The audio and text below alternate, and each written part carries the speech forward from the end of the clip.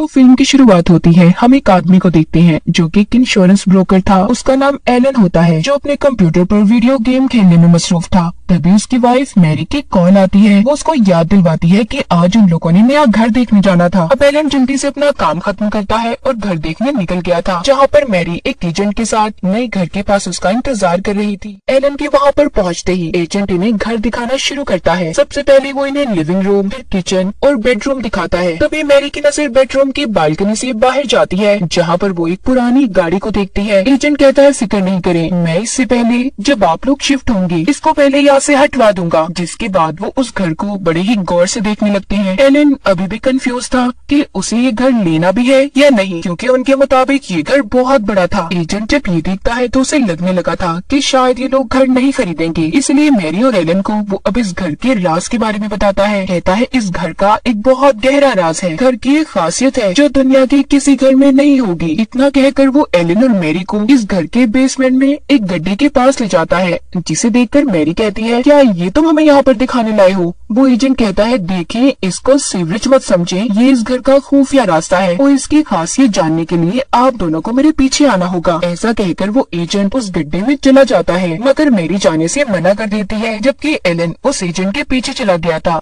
जब वो मैरी को अपने पीछे आता नहीं देखता तो दोबारा से मैरी के पास आता है। इस बार वो भी इनके साथ चली गई थी। एजेंट कहता है कि आप लोगों को इसका दरवाजा बंद करना होगा, तभी तो ये जगह अपना असल कमाल दिखाएगी। जैसे ही ये थोड़ा सा आगे आते हैं तो देखते हैं ये लोग उस रास्ते से इस घर के फर्स्ट फ्लोर पर आ गए थे। ये देखकर मैरी और एलन हैरान हो जाते हैं। तभी एलन नोटिस करता है कि अब सुबह हो रही है, जबकि वो तो इस घर को देखने शाम में आए थे। वहीं पर मैरी भी इस बात के बारे में सोचने लगती है कि आखिर बेसमेंट में जाकर वो लोग इस घर के फर्स्ट फ्लोर तक कैसे पहुंच गए। साथ ही उन्हें ये भी लग रहा था कि कहीं वो किसी दूसरे घर में तो नहीं आ गए। अब यहाँ पर एजेंट इन्हें बताता है देखिए, ज्यादा मत सोचें, हम लोग उसी घर में हैं। वो गड्ढा दरअसल एक पोर्टल टाइम ट्रेवल है इस घर का, जिसने हम सभी को वक्त से 12 घंटे आगे ला दिया है। वो एजेंट बताता है कि कल हम शाम को इस घर को देखने आए थे और अब सुबह हो रही है। एलन कहता है चलो तुम्हारी सारी बातें सच हैं, ठीक है वो एक टाइम ट्रेवल रास्ता है, मगर मुझे ये समझ नहीं आई कि इंसान जाता बेसमेंट में है तो पहले फ्लोर पर वो कैसे आ जाता है। एजेंट एलन की इस बात को घुमाते हुए बताता है कि इस घर में एक और खूबी है, बहुत से खरीदार इस घर को लेने के लिए तैयार हैं, तो इसलिए आप लोगों को जल्द से जल्द फैसला करना होगा कि आप दोनों को ये घर लेना है या नहीं। ये सब बताकर एजेंट तो चला गया था। एलन से मैरी कहती है हम दोनों घर पहुंचकर फैसला करेंगे कि हमें ये घर लेना है या नहीं। फिर जैसे ही मैरी अपनी गाड़ी पार्क करती है, वो रोड पार करती दो बच्चों को देखकर सोच में पड़ गई थी, जिसके बाद सीन कुछ वक्त आगे का दिखाया जाता है। एलन और मैरी ने उस घर को खरीद लिया था और जल्दी उस घर में शिफ्ट भी हो जाते हैं। वहाँ पर जाते ही एलन को एक बिल्ली मिलती है, जिसे वो अपने साथ रखने का फैसला करता है। उधर ही मैरी उस पोर्टल को बड़ी ही गौर से देख रही थी। सब कुछ ठीक तरह से सेट होने के बाद ये दोनों खूब सारा एंजॉय करते हैं और सो जाते हैं। उसके अगले दिन एलन अपने घर पर बॉस को बुलाता है, जिसके साथ उसकी दोस्त भी थी। तभी एलन के बॉस की नजर वहीं पर खड़ी हुई पुरानी गाड़ी पर पड़ती है, जिसको एजेंट ने अभी तक वहाँ से नहीं हटवाया था। एलन के बॉस को गाड़ियों का बहुत शौक था। वो कहता है एलन तुम इस गाड़ी को ठीक करवा कर इस्तेमाल करो, क्योंकि ये अच्छा मॉडल है। एलन अपने बॉस की इन बातों पर ज्यादा ध्यान नहीं देता, क्योंकि उसे गाड़ियों में ज्यादा दिलचस्पी नहीं थी। इसी बीच बॉस की दोस्त एलन से मैरी के बारे में पूछती है। कहती है जब से हम तुम्हारे घर पर आए हैं हमें मैरी नजर नहीं आई और न हमसे वो मिली है। एलन जवाब देता है कि हाँ मैरी इधर ही घर के अंदर है। वहीं पर हम दूसरी तरफ मैरी को उसी टाइम पोर्टल से निकलता हुआ देखते हैं, जो पिछली रात उसके अंदर गई थी और अब जाकर वो बाहर आती है। जिसके बाद वो सबसे मिलने आती है और ये कहती है कि मैं नहा रही थी। रात को सब खाना खाते हैं। इधर ही एलन का बॉस यहाँ पर सबको अपने एक राज के बारे में बताता है। कहता है अभी मैंने अपना इलेक्ट्रॉनिक ट्रांसप्लांट ऑपरेशन करवाया है, जिसको मैं अपने फोन से कंट्रोल कर सकता हूँ और ये एक मेरा राज है जो मैं आज सबको बता रहा हूँ। ये बातें सुनकर एलन का भी दिल करता है कि वो भी अपने घर के राज के बारे में अपने बॉस को बताए, मगर मैरी उसे रोक लेती है। वो नहीं चाहती थी कि उनके घर का राज किसी को भी पता चले। दरअसल जब उस एजेंट ने बताया था कि टाइम ट्रेवल के अलावा इस घर में एक और खूबी है, तो उसने ये कहा था जो भी उस पोर्टल में जाकर वापस आएगा उसकी उम्र 3 दिन घट जाएगी, यानी कि 3 दिन पीछे चली जाएगी, मतलब कि वो जवान नजर आएगा। और यही वजह थी कि मैरी ने एलन को ये घर लेने पर मजबूर किया था, ताकि वो दोबारा से जवान हो सके।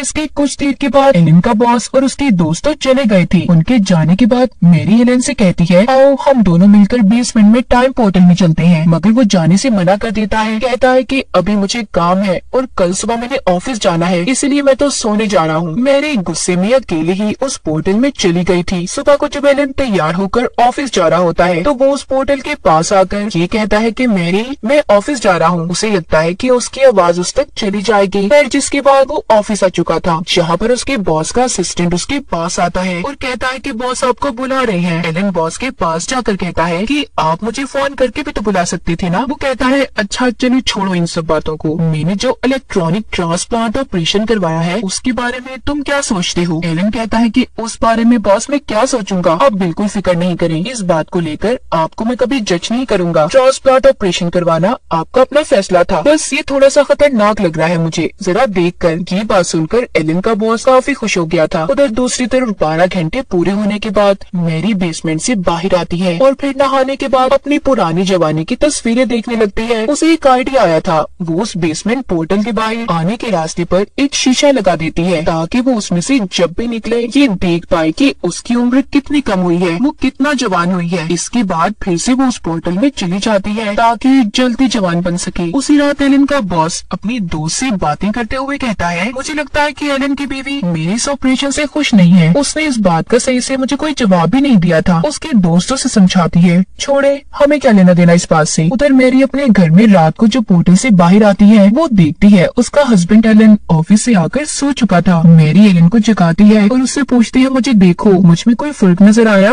मैं उस टाइम पोर्टल में 3 दफा गई, यानी कि मेरी उम्र 3 दिन कम हो जानी चाहिए थी ना। एलन कहता है, मेरी ऐसा कुछ नहीं है, तुम मुझे पहले जैसी नजर आ रही हो। मैं जब ऑफिस से घर आया तो मैंने उसी बिल्ली को उस पोर्टल के पास कुछ अजीब सी आवाजें निकालते हुए देखा जो हमने घर पर रखी हुई है। उसे बोलते हुए देख ऐसा लग रहा था कि जैसे वो हमें किसी खतरे के बारे में बता रही हो। मुझे बहुत डर लग रहा है, हमें उस पोर्टल को हमेशा के लिए बंद कर देना चाहिए। मेरी कहती है, नहीं ऐसा नहीं कर सकते तुम, मुझे लगता है अकेले रह रहकर तुम्हारा दिमाग कुछ फालतू की सोचे सोचने लगा है। इतना कहकर वो फिर बेसमेंट के पोर्टल में चली जाती है। अब जब अगले दिन वो बाहर आती है मगर तब भी उसे अपने अंदर कोई फर्क नजर नहीं आया था। उधर ऑफिस में एलन जब अपने बॉस से किसी काम के सिलसिले में मिलता है तो उसका बॉस इस बात पर ज्यादा ध्यान नहीं देता और उसे अपने साथ शूटिंग प्रैक्टिस के लिए ले गया था, जहाँ पर गन को चलाते ही उसका झटका लगने की वजह से एलन का बॉस नीचे गिर जाता है। बाद में गाड़ी में बैठकर बॉस एलन से कहता है, मुझे लगता है कि झटके की वजह से मेरे ट्रांसप्लांट में कोई खराबी आ गई है, मुझे इसलिए जापान जाना होगा क्योंकि मैंने वहीं से ऑपरेशन करवाया था। बॉस यहाँ पर अपना सारा काम एलन को समझा देता है और साथ ही अपने घर की चाबियां भी दे देता है। कहता है कि ये जाकर मेरे दोस्त को दे देना कि कभी अगर उसका दिल किया तो वो मेरे घर पर रहने आ सकती है। यहाँ पर बॉस की बात को मानते हुए एलन उसके दोस्त के पास घर की चाबियां देने चला गया था। उधर दूसरी तरफ मैरी दूसरी बार भी उस पोर्टल से आने के बाद अपने चेहरे में कोई फर्क नहीं देख पाती, तो उसे अब इस पोर्टल पर शक होने लगा था। इसीलिए वो किचन से एक सड़ा हुआ सेब लेकर वापस से पोर्टल के अंदर जाती है। वो एक एक्सपेरिमेंट तजुर्बा करना चाहती थी। उसका प्लान ये था कि अगर वो पोर्टल वाकई जवान करता है तो इस फल को भी वो पहले की तरह ताजा कर देगा। इसमें ये चीज साबित हो जाएगी कि पोर्टल अच्छे से काम करता है या नहीं। एलन जब घर आता है तो उसे मैरी का लिखा हुआ नोट मिलता है जिसमें लिखा था कि मैं तुम्हें कल मिलूंगी। उसे समझ नहीं आता कि मैरी किस कल की बात कर रही है क्योंकि अब तो वो पहले से भी ज्यादा वक्त बेसमेंट में गुजार रही थी। एलन मैरी का इंतजार करता करता सो जाता है। तभी मैरी आती है और एलन को जगाकर कहती है, उठो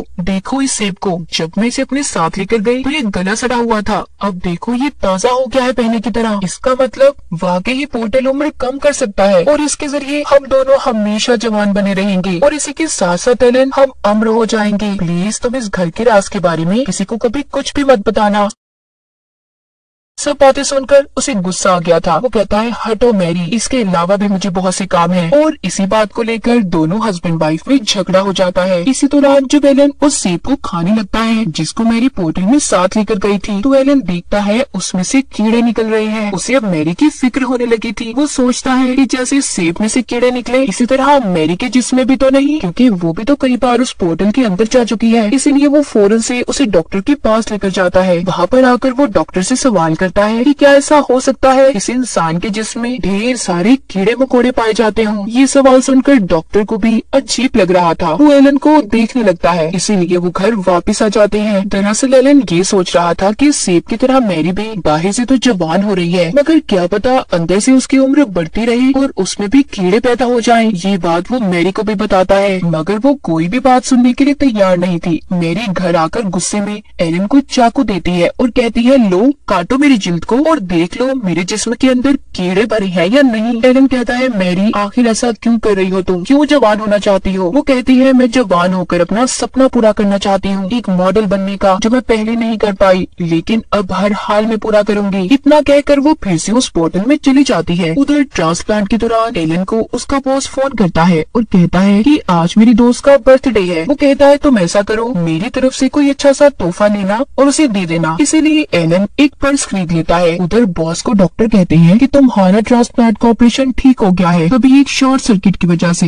हल्का सा धमाका होता है, जिससे वो दोनों डर गए थे। हम एलन को देखते हैं जो उसी एजेंट से मिलता है जिससे इन्होंने घर को खरीदा था। वो पूछता है, क्या उस पोर्टल में बार बार जाने से कोई पागल भी हो सकता है? जिस पर वो कहता है, देखो अगर उससे तुम्हें कोई मसला है तो तुम उसे हमेशा के लिए बंद कर दो। जिसके बाद एलन बॉस के दोस्त के लिए खरीदा हुआ तोहफा उसे देने जाता है। जब वो घर पहुंचता है तो देखता है बॉस की दोस्त तो वहाँ पर अपनी किसी और दोस्त के साथ थी। ये देखकर एलन वापस आ गया था। वक्त गुजरने के साथ साथ मैरी का पागलपन बढ़ता जा रहा था। वो अपना ज्यादातर वक्त उस पोर्टल में ही गुजारा करती थी। एलन इन सब बातों से तंग आकर उस पोर्टल को बंद करने की भी कोशिश करता है, मगर मैरी ने उसे रोक लिया था। बॉस भी जापान से वापस आ गया था और आकर एक लड़की से शादी भी कर लेता है। लेकिन जब एक दिन बॉस की बीवी उसे किसी और लड़की के साथ देखती है तो इस बात पर उसे गुस्सा आ गया था और उन दोनों का डिवोर्स तलाक हो गई थी। अब जब बॉस कहीं पर किसी दूसरे शहर में जा रहे थे तो उनका ट्रांसप्लांट हट जाता है। पेट में आग लगने की वजह से गाड़ी का भी एक्सीडेंट हो गया था, जिस वजह से बॉस की मौत हो गई थी। वहीं पर कई साल गुजरने के बाद और लगातार पोर्टल में जाने की वजह से मैरी भी 20 साल की हो गई थी और मॉडलिंग करना भी शुरू कर देती है। लेकिन जब एक दिन शूट करने के दौरान एक आदमी उससे बदतमीजी करने की कोशिश कर रहा था तो मैरी ने मॉडलिंग करना छोड़ दी। लेकिन अब भी वो लगातार उस पोर्टल में जाया करती थी। उसकी दिमागी हालत खराब हो चुकी थी। ये सब देखकर एलन को मजबूरन उसे पागल खाने में भेजना पड़ता है। मैरी के जाते ही एलन ने उस पोर्टल को हमेशा हमेशा के लिए बंद कर दिया था। हॉस्पिटल में आने के बाद मैरी एक ग्लास को तोड़कर उसके शीशे से खुद को मारने की कोशिश करती है। अपने हाथ पर कट लगाने पर उसे पता चलता है कि वो भी उस सेब की तरह ही अंदर से गलती सड़ती जा रही थी। उसके जिस्म में भी कीड़े थे। उस पोर्टल ने उसे बाहर से तो जवान कर दिया था, मगर अंदर से वो बढ़ती उम्र की वजह से खत्म होती जा रही थी।